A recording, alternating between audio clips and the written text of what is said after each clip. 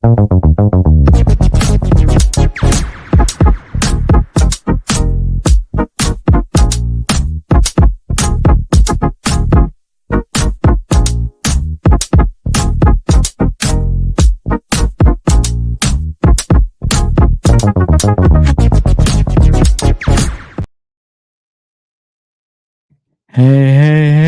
Tiger fans.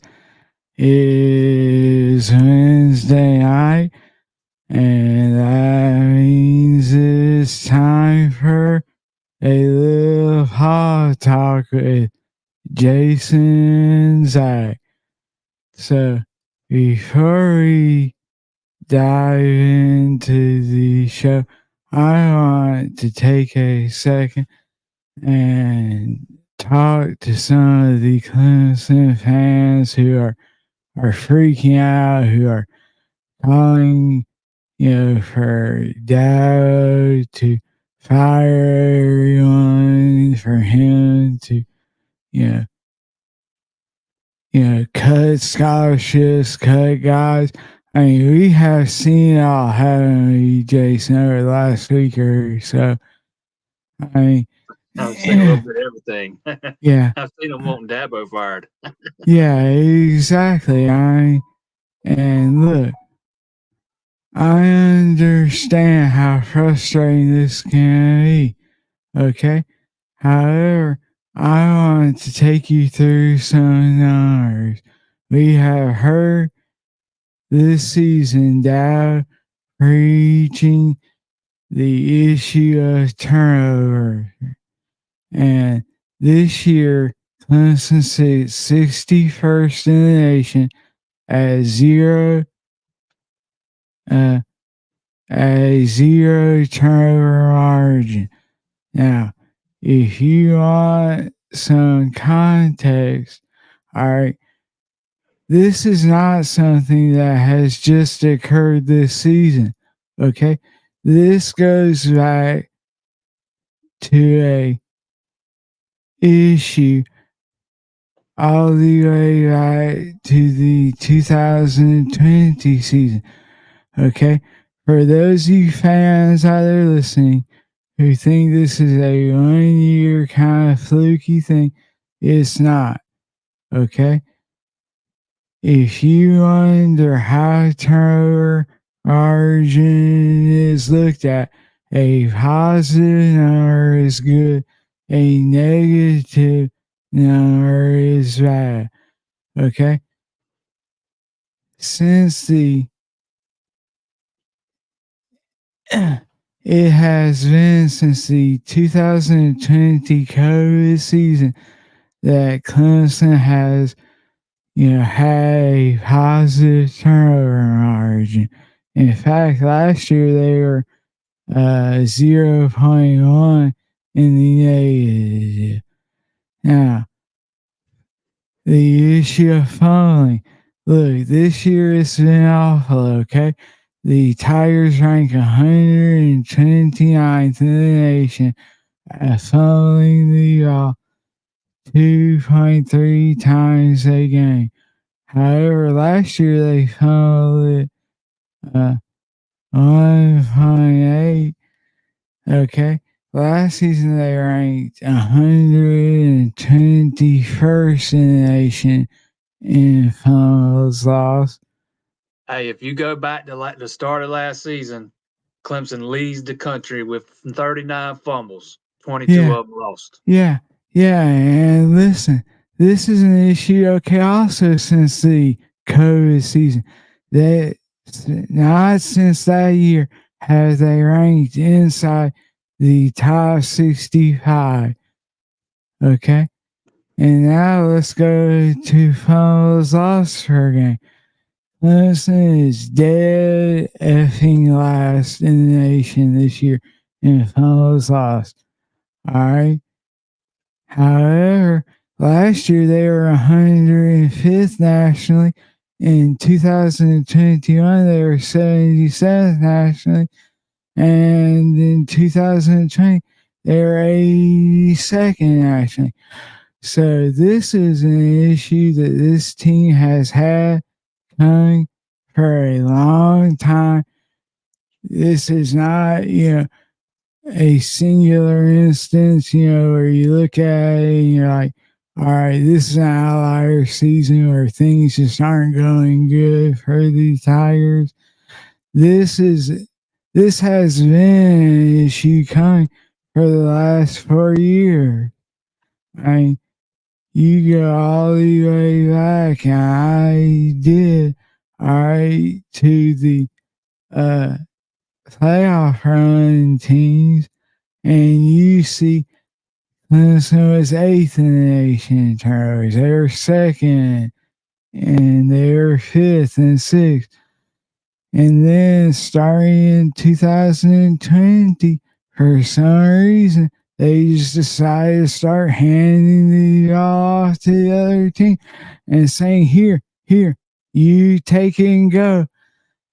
Now, whether it's coaching or not, I, don't know.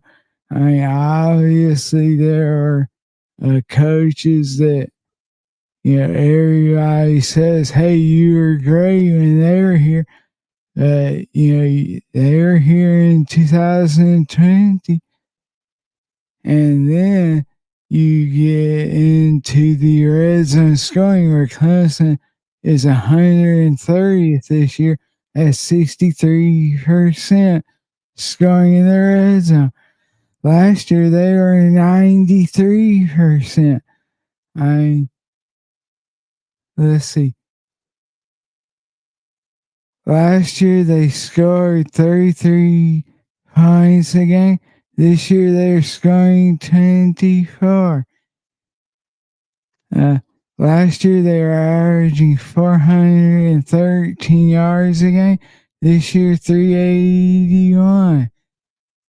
And finally, rushing yards per game. Last year they rushed the ball for 180 yards a game. This year they're averaging only 147.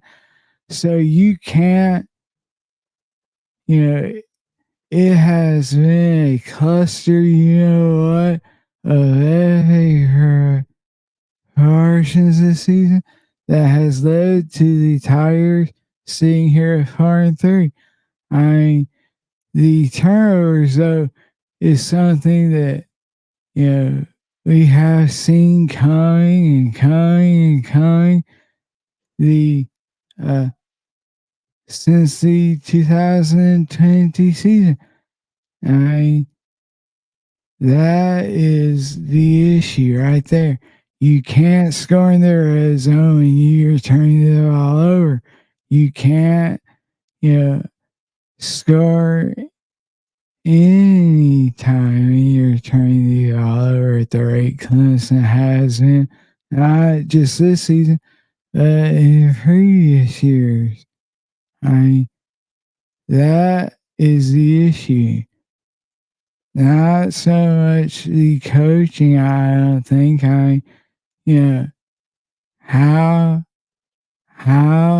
do you justify the changes that have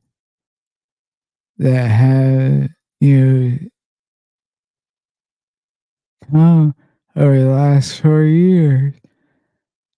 It is frustrating right now to be a Tiger fan. I understand that. But you have to look at the history, and history shows that this year is coming. I mean, that is honestly, all I can say about that.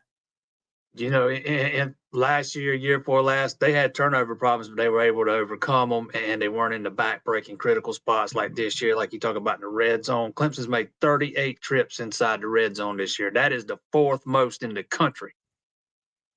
They score a touchdown on 53% of the time. 53% of their red zone trips do they score touchdowns. And if you dig deep into it, it ain't just fumbles. Yeah. They've had like 14 tackles for loss and 5 false starts once they get down there into the red zone. it's a culmination of things, turnovers being the biggest. But I mean, that's the biggest thing, but it's not the only thing. And we always hear about the coaching and what they do in practice. And we noticed it when we went to some practice in the spring. The first time we saw practices since Garrett Riley had been named new offensive coordinator, they were running different kind of types of ball security drills compared to what they did in the past. So it's not like they're doing just the same old thing they have every year. They're doing it a little bit different, and whatever they're doing is just not translating to the field. Yeah, I mean, Garrett Riley has to be frustrated as hell right now with the way that his offense is looking.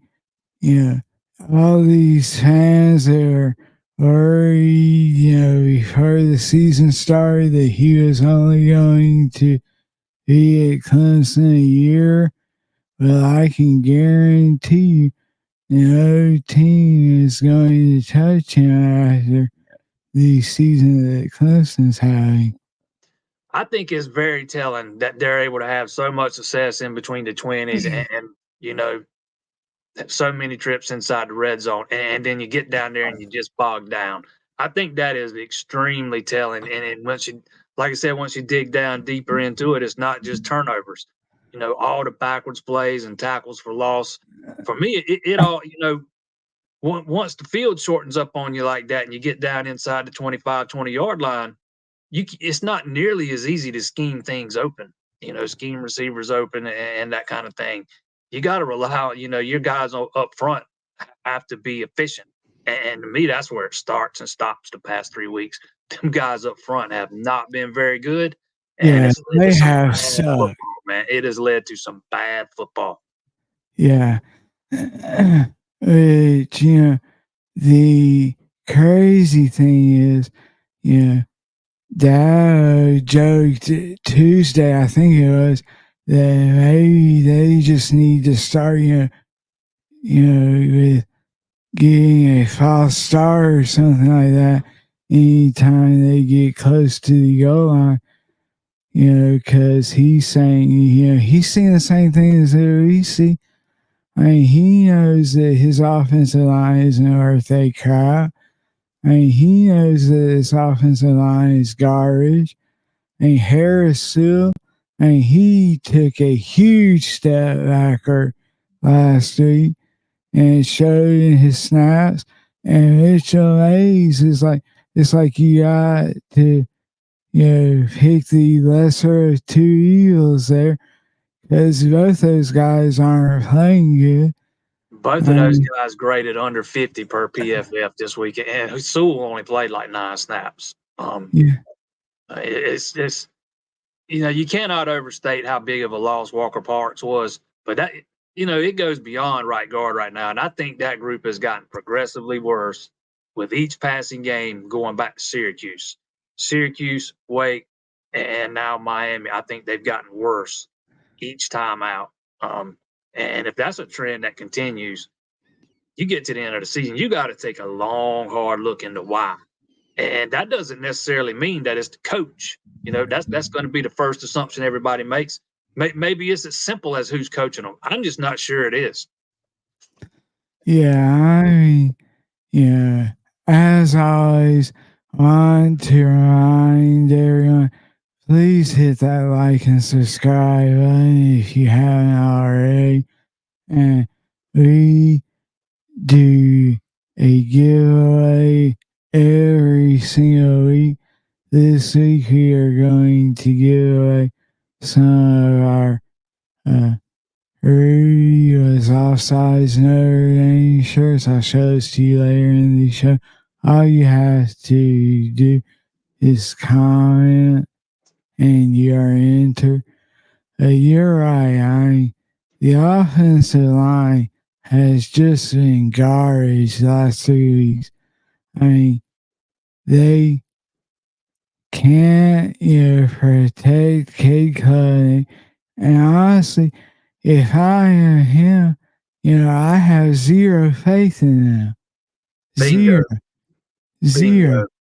I mean, So if he want to piss him on about his play, you know what? You go out there and now I know if this is the play when your ass is going to get nailed to the ground. Here's a number for you. He was pressured on 49% of his pass attempts Monday night. That brings that number up for the entire season to 34%. 34% of his dropbacks he's been pressured on. That just isn't going to cut it, man. It's not. You're going to have a young quarterback who's got zero faith in the guys up front protecting him, zero faith in those guys to be able to run the ball, and it leads to a young quarterback trying to do too much. Yeah, I mean, everyone is pointing to that last play and his decision to go varsity blues, on the last play of the game.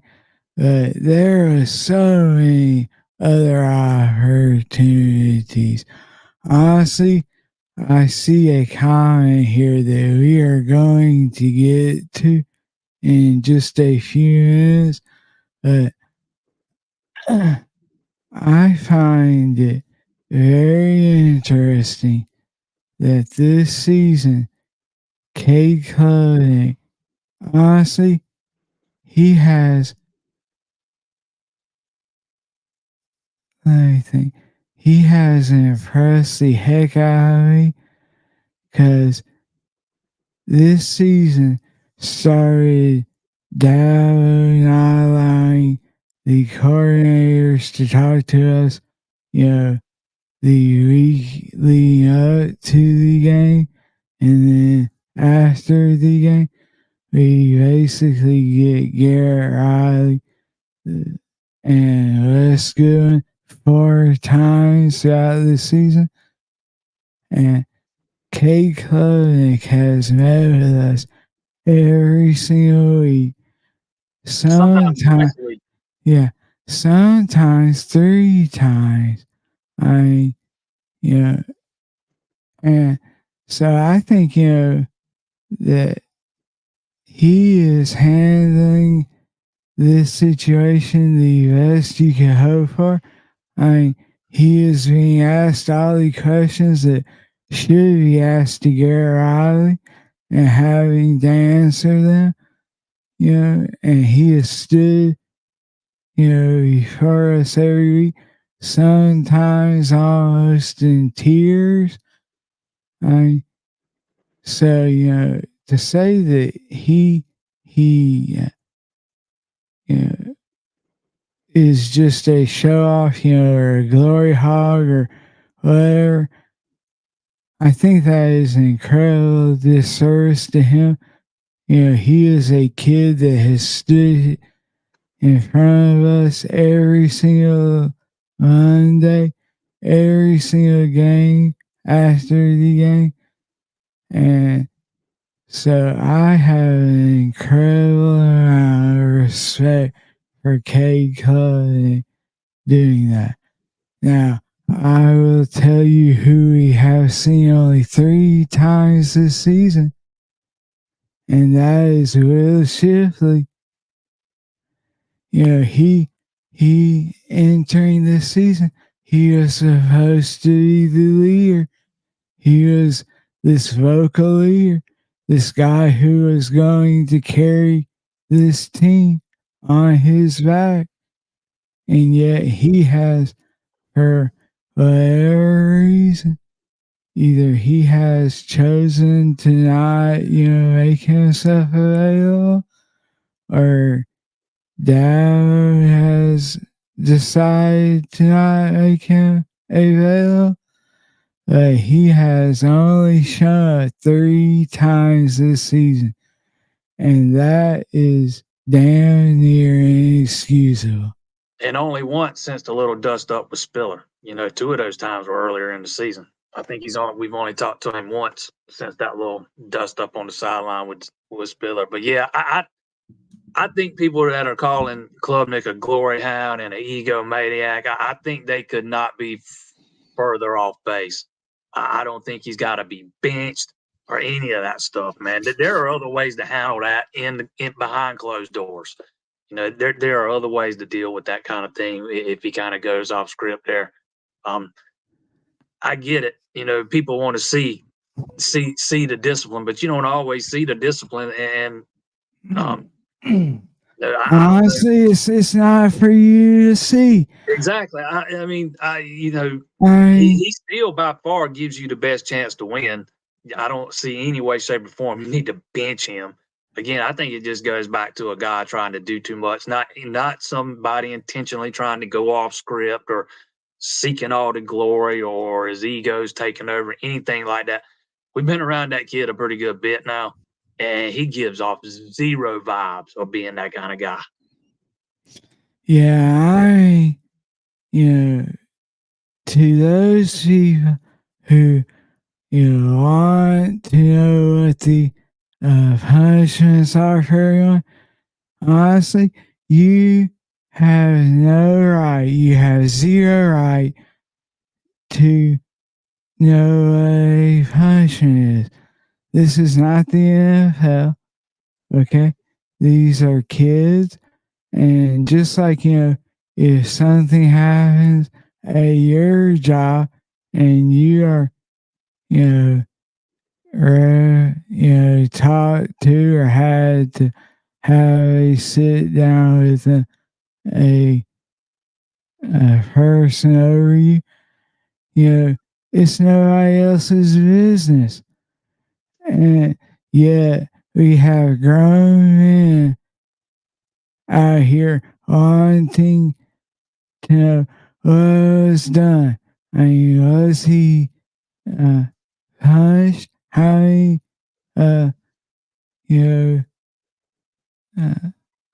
suicides do you have to run after practice or what the heck else? I will say that he might be kind of walking a fine line here because you don't want to get to the point where you're trying to do so much, man, where you start losing the trust of your teammates, because I think that's something that you can start dealing with in the long run too if it's something that becomes a habit. But I absolutely don't think he needs to be benched or anything. But you gotta. This is your guy, right, man? This is your guy. He's the guy you're going with right now. You got to find a way to get him through to the other side and start learning from some of these mistakes. Yeah, I think the to everyone saying that he has done this twice, no, he has done it one time. Because the Florida State game, he had the option to throw the screen. He just made the wrong decision. I mean, so that kind of crap, doesn't, flow either. Let's get to some of these comments over here. Do you think we make offensive coaching changes in the offseason? I always hate to speculate on coaching changes. However, I could see a couple of spots that coaches may head on to a greener pastures. However, more than the offensive side, I think, Lansky Hall is a guy that could, head off into the sunset. I mean, the development of the defensive ends under him has been less than stellar. And, outside of TJ Parker, XT hasn't done much this year. Justin Rascal, who we just heard from Dow, said that he is not sure that he is going to, be back for this week's game. That is a position where I could see him, going off into the sunset, and then you let Nick Easton run that whole line. Yeah, I do not think the staff will remain the exact same as it is right now. I don't know how many. I don't think it's going to be totally revamped or overhauled or anything like that, but I do think it's going to look a little different next year. I don't think Dabo's done addressing the staff just yet. Yeah. Yeah, I think, last season the staff was put on nose. And I think, this year is kind of, he is, look, there is not a person in that facility that wants to win more than Dow. And so if you think he is going to sit back after this season and not make the changes necessary or that he feels are necessary for Clemson to get back on top, you're a fool. And you're probably part of the 1.5%. Yeah, I did a deep dive Monday night about Lemansky Hall, so I'm not going to rehash all that here, man. I'll just say there was a time when defensive ends used to want to come play for Clemson. Now they're having a hard time landing them, and I think there's something to be said for that. I think they've struggled to develop a lot of those guys. Zaire Patterson was a big time get when they got him. We've not heard from him at all since he's been there. Okay, Denoff was not. He was a fairly big time recruit. Hasn't done anything since he's been at Clemson. XT was a 5-star guy. I'm not saying he's played terrible this year, but he's far from reached the ceiling people envisioned for him. KJ Henry took him 6 years almost to get there, 5 years to get there. Miles Murphy. Miles Murphy's another one. I don't think he got any better from freshman to junior season. To me, that would be one of the first areas I'd look at. Absolutely. John Gisson says the star heel of the Clemson Farms on Dow to move on and Clemson to hire Venables. Yeah. Something tells me that if you're a star person, the last thing you want is for Dow Sweeney to go anywhere. Because, he has shown the willingness to make changes. I think last season, he saw the issues of the offense and he thought, let's bring in Garrett Riley and see if he can, if the scheme or the play calling was an issue. I think he is weekly looking at each of these, coaches and evaluating whether or not they are in their key. Hey, let's be clear, man. When we look at TCU's offense from last year and you compare it to Clemson's offense from this year, you don't have that veteran, savvy quarterback. You got a very inexperienced, rather green guy, let's be honest, who's still making a bunch of mistakes compared to what he had TCU and Duggan. You don't have that boundary receiver that turns 50-50 balls into 80-20 balls that you can just throw it up to and he's going to go make a play. He had that at TCU last year. You don't have that running back that he had at TCU last year. You got two guys that are going down as soon as they get blown on, basically. There's your biggest differences right there, and you don't have what they had up front. Period. I mean, you can blame Garrett Riley all you want, but I think it's more about personnel than scheme. Yeah,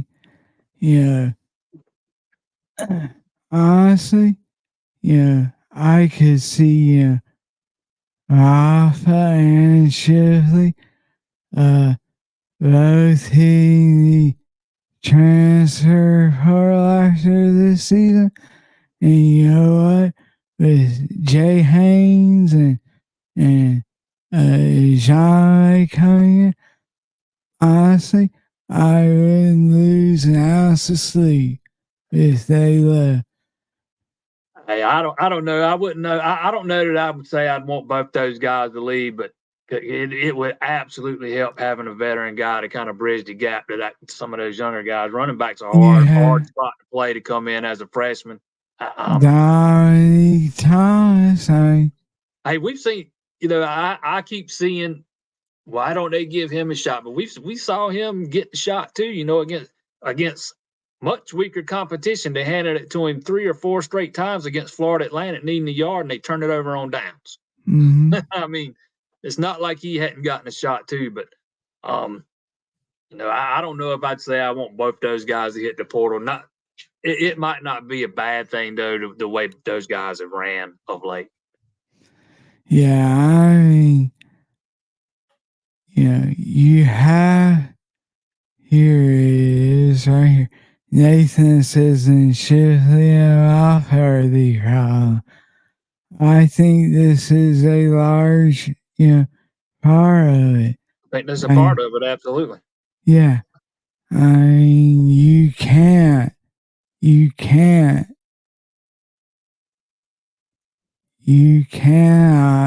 win football games when your 2,000-yard preseason rushers. Remember Dad was saying that he thought, both these guys could have 1,000 yards rushing. If those guys are giving the ball away at the rate they are the problem.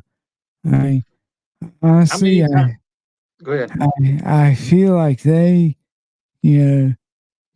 need to start just singing a Taylor Swift song, the hey, I'm the problem, me song, because they are the issue right now. And I think that's the reason they haven't, talked to us all. I think that something needs to change. Go ahead. Now, I don't know if they the issue, but I think they are part of the issue. How often do we see Shipley just running in the back of offensive linemen or not hitting the right gap? How often do we see Phil Maffa going down on first contact? He does not look like he's got much burst at all. I don't know if he's banged up or what, but he does not look like the same guy that we saw against Florida State. Looks like all you got to do lately is blow on him and he goes down. And he's not been very good in pass protection. And that's not just, I'm not just talking about the Florida State game, man. He had a couple of, he's had a couple of missed pass protection since then that have shown up. It just seems like when Maffa makes a mistake again, I think I've said this before, but it seems like his get magnified because they come in more critical spots sometimes than Will Shipley's now. But since I've said that, now Shipley's fumbling going into the end zone. So both of them's had some big time gaffes in big time spots. I don't think you're getting what you thought you were going to get out of either of those guys. I don't think they're getting a whole lot of help from their offensive linemen, but I also don't think they're doing a whole lot to help themselves or this team either. Sometimes your running back has got to be able to make a little bit of something out of nothing. Mm-hmm. And those guys are not very good at doing that right now. Yeah. We were chatting during the game Saturday, and I said, it is honestly like, Shipley, like he is so impatient, and he doesn't wait for blocks to develop. He ends up running into the ass of his offensive line, and then that gets him knocked back. And it's like he is so angry and so frustrated and so impatient that he is playing reckless, and that I understand that running back is a violent position, but there has to be controlled violence to it. And how many times have we seen him getting up saying this? I was this close. I was this close. Yeah. Well, sometimes at some point, man, if you're always this close and you're never busting one, maybe there's a different issue, man. Look.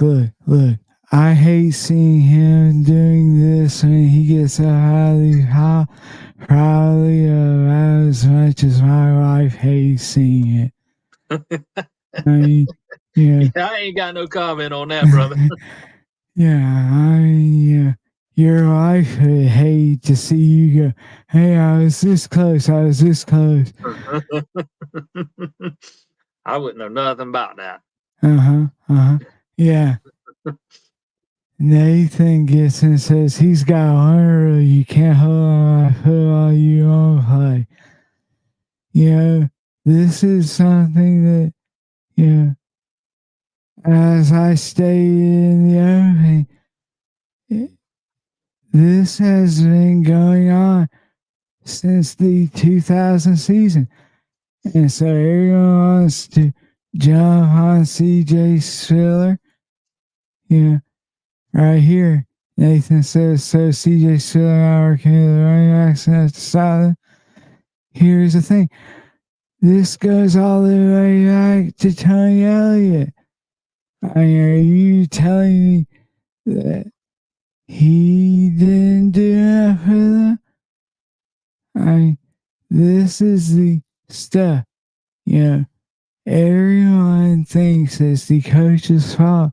Well, you have two separate coaches that have coached these running backs, and the fumbles are still an issue.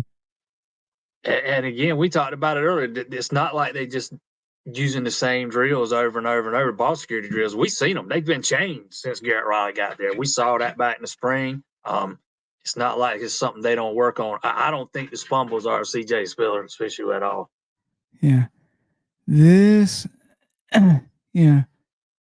Michael Gibson says need to pick 5 on the line and roll with them. Here's the thing. You can't, because your right guard has sucked so bad that you are constantly having to plug in a guy that sucks less than him. So, yeah, I got to say, I'm in agreement on this one. Pick 5, roll with them guys, man. I'm sick of seeing all the rotation at left tackle. Even Marcus Tate said when we got him last time that it was hard it makes it harder for those 5 guys to gel when somebody's rotating in and out. He said, it's up to me. I got to make sure I know who's beside me at all times, because he don't ever know who's going to be there beside him from one series to the next. I would prefer seeing them. I get it. I get the thinking behind it. You think both those guys have done enough to earn playing time or warrant playing time, but if one of them can't separate themselves from the other, flip a coin, do something, roll with one of those guys, and pick your 5 and go. We saw Mitchell Mays play pretty much every snap against Miami. Do the same thing at left tackle, man. If you need to bring one of the other ones in to give the starter a breather, so be it. But I just think it makes it harder. If you're going to keep rotating guys in and out every other series, it just makes it harder for 5 to gel. Yeah, this offensive line, for all the hype that they had heading into the season, honestly, they have, been just as disappointing as Shipley and Alpha. I mean, this is a group that Thomas Austin told us, and we got the assistant coaches at Dow's media today. He said this was the most talented group that he's had. And Dow said, he felt comfortable going 10 or 11 deep. Now, I will say this. The talent, I believe, is there. I think there is talent on this offensive line. I do too. I don't think it's a talent issue. I said that yesterday. I don't think it's a talent issue by any stretch. And I'm not Hey, Thomas also spent 2 years as offensive line coach at Georgia State, and man, those teams could run the freaking ball. Mm-hmm. They would punish their opponents in the running game. I'm not sure it's just as simple as hiring a new coach. You might have some issues that run a little bit deeper than just saying we don't have talent or we need a new coach.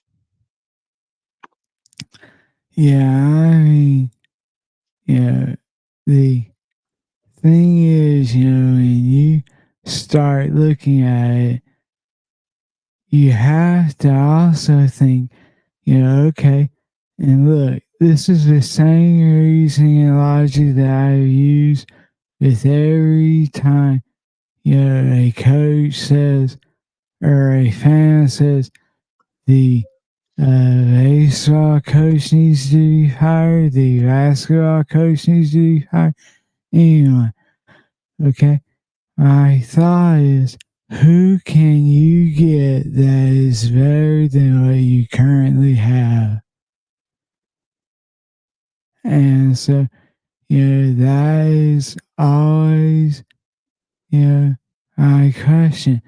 Okay, you don't like Thomas Austin? You think he sucks at his job?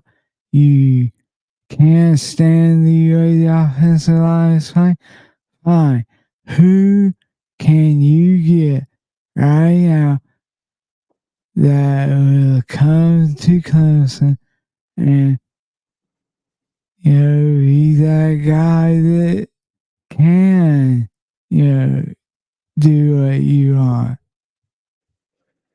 Yeah, like I said, maybe it is something as simple as coaching. Maybe it isn't. Maybe it's something they're doing because they get pushed around, man. And somebody asked what Blake Miller's grade was. It was 61.9, but those guys got pushed around. Miller got beat like a drum. Both guys at left tackle got beat like a drum. Whoever was out there at the time. Um, I thought Putnam got beat like a drum. So I mean, it wasn't just one spot. Maybe you got to look a little deeper than who's coaching them. Maybe you need to look into you know, how you're training them from a strength perspective, man. Maybe they need to be stronger. I don't know, man. But you got to take if this is a trend that continues and you don't start seeing some vast improvement over these final 5 games, you got to take a long, hard look into why you're seeing so much regression. Yeah, I mean, I will tell you this. This team, and look, not sure if I can attribute it directly to this, but, Venables took Adam Sutherland, who was the assistant strength and conditioning coach, with him to Oklahoma. He was, his get back guy, the guy that was always on the sideline yanking him back. And he took him to Oklahoma. And I have heard from a lot of people saying that, he kind of was the guy that pushed guys in the weight room. He was the guy that was, kind of that rah rah, let's go, kind of guy. And that, Joey Vasson, who has done a hell of a job, during his time at Clemson, is kind of, the guy that oversees everything. He oversees the mat drills and the summer workouts and all that stuff. And so, not sure if that's true, but this line is significantly softer than I expected them to be heading into this season, where Dabo and Thomas Austin both sang their praises. Yeah, I don't think they're. I thought Blake Miller looked like he had some nastiness in him last year. I haven't seen much of that this year. I've seen more soft than nasty, and that's I'm just using him as an example. It's not just him. I think the whole group's been playing soft, over the past 3 games. Period. And I'm somebody of the opinion that thought they started out playing fairly well across the Duke game, the two easy cupcake games, Charleston Southern, Florida Atlantic, and then probably played their best against Florida State. But since then, man, it's kind of just falling off of a cliff. And it's not like that's when you lost Walker Parks. You can't just point to that because you lost him a couple of games before that. I mean, Mm-hmm. I don't know what the issue is, but there's an issue and you got to identify it and you got to address it. Yeah, not sure if losing that FSU game, just took it out of this team. But you can't do that kind of stuff. You can't physically get, manhandled up and down the field and let defensive lines establish a new line of scrimmage on you consistently. And that is what they are doing. Not only that, if you go back to that game Saturday night, Clemson had the ball for like 6 minutes in the second half, and most of that was early in the third quarter. So you just flat out hung that defense out dry. They were on the field for 24 minutes in the second half, almost the entire fourth quarter. There's going to be a lot of different defenses that wear down under that scenario. I mean, a lot of defenses aren't going to hold up under those conditions. Oh, yeah. Anyone who thought that Clemson stood any kind of chance of winning that game in overtime, you are fooling yourself. Hey, the closer they got to the goal line, the less likely I knew, the less confidence I have. And when they got on the goal line, I knew it was over because I'm telling you, I just knew they were going to fumble, but I knew they weren't punching it in. Exactly. Either that or, the 2-point conversion. You aren't going to get that. It says a road QB is the problem. Now you have teammates who don't trust him to execute the offense. Dow has to bench him to start against NC State. Okay, couple of things here. First off, I have not heard a single thing from this team that tells me that these players don't trust him 1,000%. Second thing, we already addressed this, but I'm going to say it again. Cade Clothing gives you the best chance to win. So, yeah, if you want to go to NC State and lose this game and get your ass handed to you and, head out Raleigh at 4-4 and, having to beat Notre Dame or North Carolina or South Carolina just to get bowl eligible, then yeah, bench him. But that is so far from what it needs to happen. I wouldn't, deciding to keep the ball on one play at the end of the game, I would not describe that myself personally as a road QB to begin with. I think the kid just made a mistake. He saw something that he saw a look he liked, and it, he saw it wrong. He read it wrong. I think people wanting his head on a platter and wanting him benched. I think that's going too far. You gotta. There's ways to discipline him or punish him or whatever you want to call it. That don't have to include being benched next week.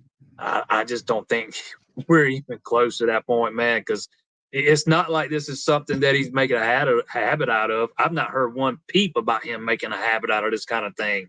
I mean, not to say your quarterback can't go out there and not play within the system because you need him to, but I just think you got to find another way to help him grow and learn and kind of, again, get him through to the other side. Yeah. Like you said, these are the times when you hope that he would learn from this. he hasn't made a history of doing it. It was one time. He has done this a single time. So, let's not, blow things out of, the sky here. Kay is trying to, yeah, exactly right, Michael. I think that this plays a role in it. Kate is trying to do too much, but when you're running through life every time,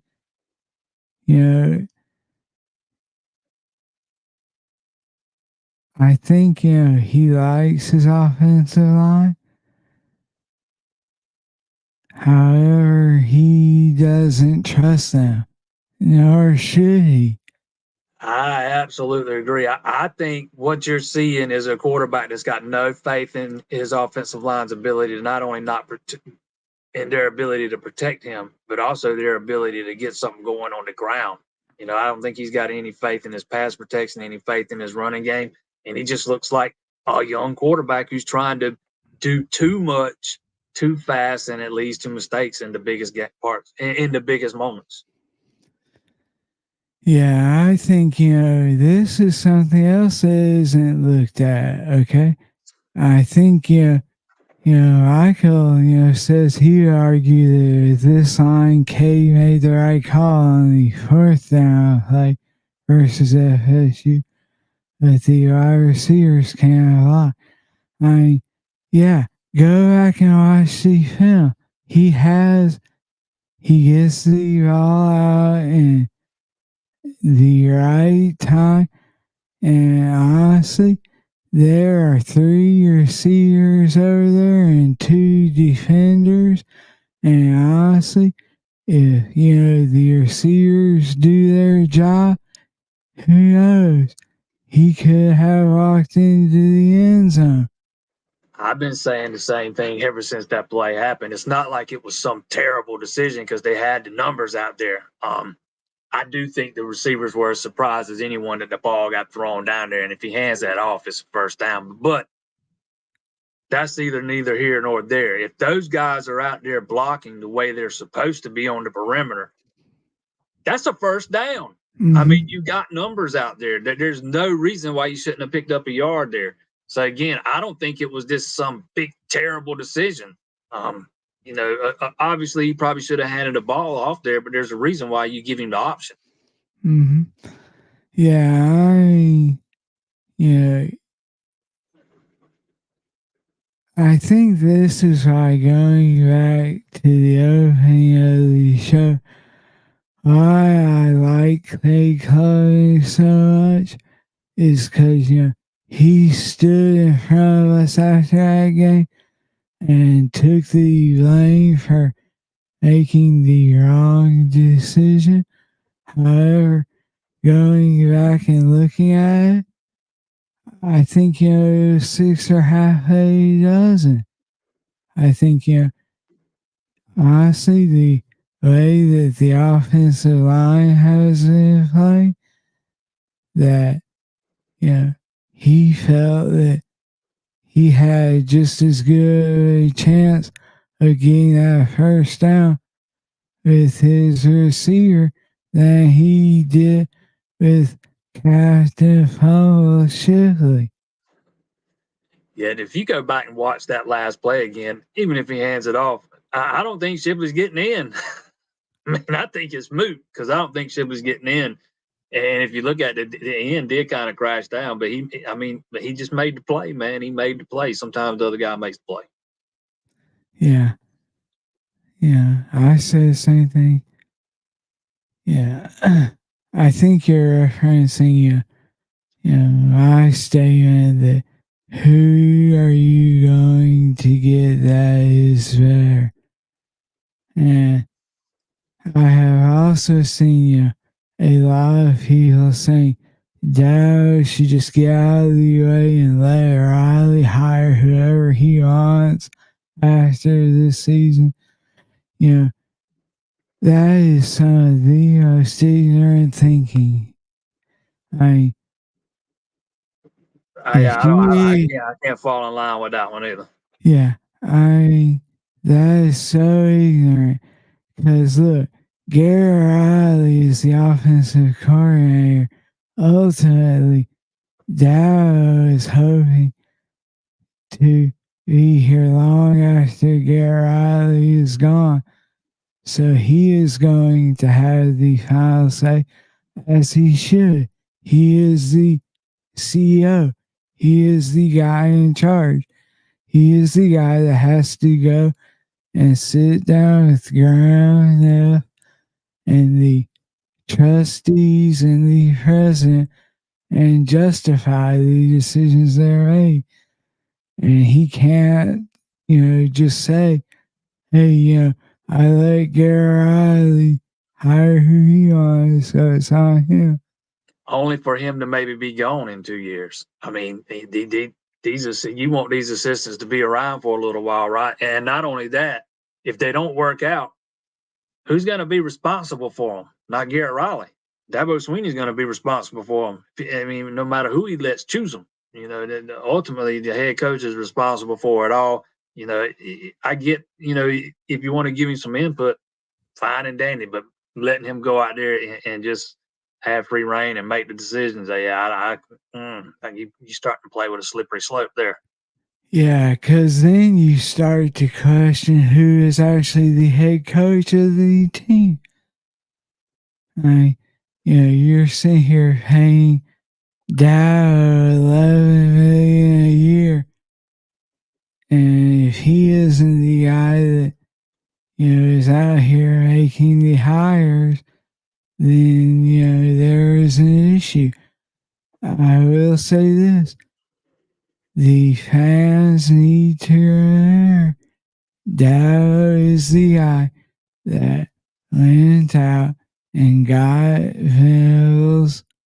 He went out and got Garrett Riley. He has made the changes when they were necessary. And I think, honestly, when you look over his track record, he has earned the right to not necessarily have his decisions questioned. I think, if seasons like this are every year, then yeah, you could start to say maybe his decision making is questionable. But his track record shows that he is going to, do the best thing for Clemson. Does he have 100% hit rate on all his hires? Absolutely not. Has he shown a willingness to go and make a change when he needs to make a change? Absolutely. That's all I'll say to that. I mean, nobody's going to hire the right guy every time, but he has shown in the past when he feels like maybe he's got a weak spot or something he needs to address on that staff, he goes out and does it. Look no further than last year with Brandon Streeter. The guy had been in the role for 1 year. You're talking about a Clemson guy, played for Clemson, been on Dabo's staff for forever. Going back to when Chad Morris left. So he'd been there for a long time, maybe even before Chad Morris left. I can't remember. I know he took over the quarterbacks when Chad Morris left. But point being, he'd been there a while and he's a Clemson guy. And 1 year as offensive coordinator, he's gone. Same thing with Billy Napier back at the beginning of Dabo's tenure. 1 year as offensive coordinator, he's gone. He's shown a willingness to make a move when he thinks he needs to make a move, and I don't see why anything would be different now. Yeah, so, as we look ahead to the Tennessee State game, we both be out there in Raleigh. And so, I guess, the question is, how will this tired team respond? All of their goals that they set out for, except for win the closer and win the state championship, are no longer attainable. So, I think you're going to learn a lot about this team Saturday at 2 o'clock. if they have, the dog in them that everyone wants to see, if they have the fight, or if you have guys that are just, playing not to get hurt so they can, get out of here and stuff. I think that is going to be the most interesting thing is how this team comes out at 2 o'clock on Saturday. Yeah, I agree. And we've seen this movie before, right? Back in 2021, Clemson started out 4-3 and all those goals off the table, so to speak, for the most part. I know there was still divisions back then, so it wasn't quite as clear cut as now. I think you're going to find that team went on and won the final six and finished 10-3. I think you're going to find out a lot about this team over the next few weeks, and what some of these guys are made of, because we're going to see who plays for pride and who doesn't, and if people are starting to mail it in and playing not to get hurt and those kind of things. This might be one of Dabo's biggest challenges here in the last few years. Trying to keep these guys together, locked in, focused, and winning will help some of that. I think this team needs a win in the worst way, because even though they beat Wake Forest, it kind of didn't feel like they did, the way the fan base was piling on because the offense was so ugly, and then the way you lost to Miami. I think this team is in dire need of a win, and an efficient win, if that makes sense. Not one of those ugly Wake Forest type wins where the offense just kind of stumbles and bumbles around and you win in spite of yourself. Yeah, I think that this team is in need of just absolute ass kicking. I mean, go out there and curse someone. That's kind of Yeah, what Bo Collins was hinting at yesterday, yeah, right? He kind of yeah, felt like that's what this team needs, a clean performance to get them over this hump. They need a clean performance. And, he kind of said some of the same things I said earlier, that they feel like they're doing that on the practice field and they just cannot figure out why it's not translating to the game field. yeah, exactly. I mean, there are still some massive games looming on the schedule. You have, you know, Notre Dame, who absolutely, embarrassed you last year at their place, coming here next weekend. And look, that game was supposed to be a marquee matchup, ABC 7:30 game day game, and now it's either a noon or 3:30 game, and then you got a UNC team coming in who honestly, since they got Tez Walker, I mean, they look like they are the real deal until, Virginia got them this last weekend. But still, they are a dangerous team. And then you have, your trip to Williams Rice. So there is a ton to play for. You can still get yourself into a good, ball game, which I am sure Jason is hoping for, so he doesn't have to take that long train ride to El Paso. I hear you, brother. Well, I tell you what, let's go ahead and give away some shirts. Got some Rudy shirt. Rudy was off size shirts. Yes, sir. Yes, sir.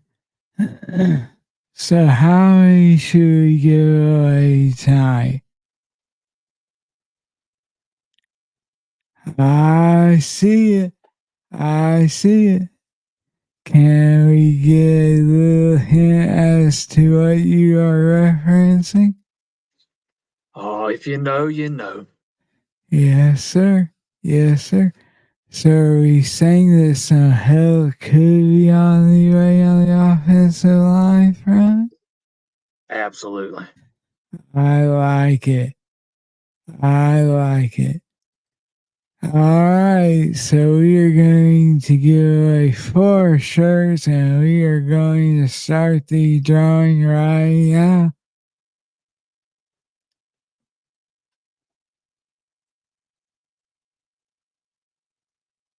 Dale, you are our first winner. I know that guy. Congratulations. Let's see who is number 2.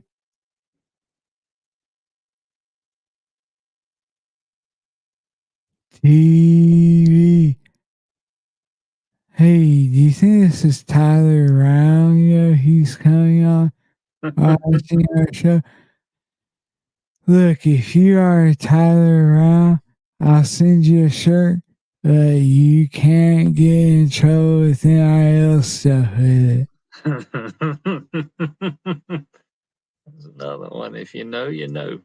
Yes, sir. Nathan, you get a shirt. All right, and our final drawing of the night.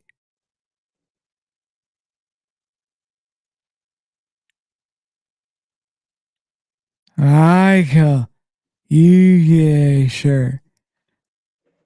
So, if you can, email this fool at the email address right there. And we are going to leave that up for just a second so that everyone can get it. Just email him your address and your shirt size, and we are going to get that out to you. Also, want to remind everyone that we are going to be back live next Friday night at Magnetic South in Anderson.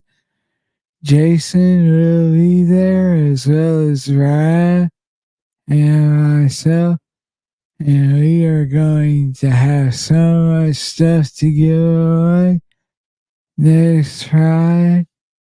You do not want to miss it. So come on out to Magnetic South Anderson and hang out with us, talk the Notre Dame game, and have yourself an adult beverage or a tea or Coke. That place is And nice, man. yes, it is. Yes, it is. So, any last thoughts, Jason, about this NC State game before we get out of here? I'm Yeah. gonna tell you, I have no idea what to expect in this North Carolina State game. Just two teams whose offenses are not playing very well against two. North Carolina State's defense isn't terrible. They're pretty solid. They played at 3-3-5, something Clemson tends to struggle with at times. So, first person to 14, maybe. Yeah. I was going to say 10. that, yeah. I mean, honestly, this NC State team, their defense, Peyton Wilson is a dog. I love everything about him at linebacker. He is, an incredible talent. I think that, this team offensively, you have no clue what you're going to get out of, both of these teams. So we'll see. Thank you so much, USNAO. Awesome. Appreciate that. Yes, we do. All right, so I guess, our lights are starting to flicker here, so that means it is time for us to head out. We will see y'all from Raleigh. I tell you what, Jason, since we have an early game, I think that me and you can maybe do a little post game show from the hotel. Yeah. Yeah, So, we'll have some time to do that Saturday with a 2 o'clock kick. yes, sir. Yes, sir. So I tell you what, make sure you like and subscribe so you know if we go live Saturday to rehash the Tigers and the Wolfpack in their massive tickle fight that is going to go down in Raleigh. And see So who can dress up the turd the best. I like it. Yes, sir. And we can see how close Shipley can come to getting it in. That's right. Thank you all so much for joining us tonight. For Jason, I am Zach, and this has been Paw Talk.